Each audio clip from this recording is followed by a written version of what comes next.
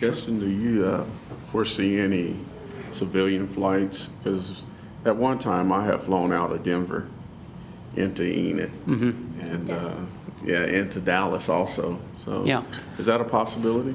I'm not going to say it's impossible, but I would honestly say improbable. When we last did commercial flights here at the airport, they were subsidized by the Essential Air Service through the government. And so last I looked at the enplanements, so anytime people got on planes here at Woodring to fly commercially, we did about 1,000 per year, so about 3 people per day. The environment of commercial aviation has changed to the fact that they really have to operate at a minimum of a 70% capacity on their aircraft, and about the smallest aircraft that they'll operate is a 30-seater. And so you're looking at, a minimum of like 21 to 23 seats that you're going to need to fill every day. And these small airlines, they don't come in to communities without assurances that they're going to make it. So a good example is Stillwater. They brought in their commercial airline, right, and have done actually tremendously well with it.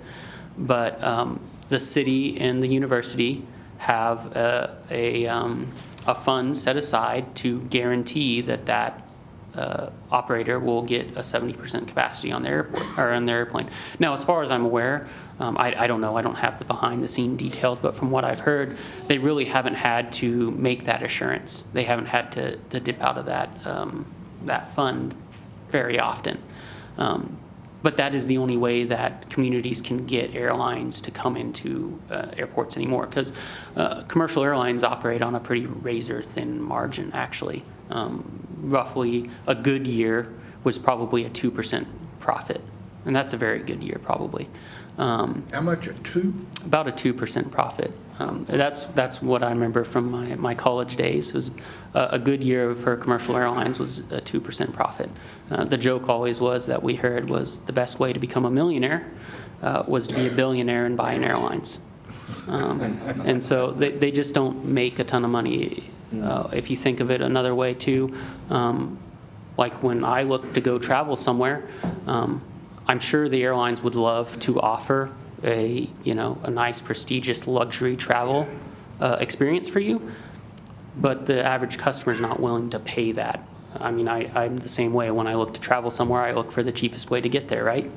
And so those airlines have to offer the cheapest product that they can and still pull a profit nowadays. It's gone are the days of the golden age of aviation where you dressed in suits and ties to get on your airlines, right? And so they're not looking to expand unless they have insurances that they're going to meet that demand, or there's going to be money set aside to compensate them for the lack of that demand. Thank you.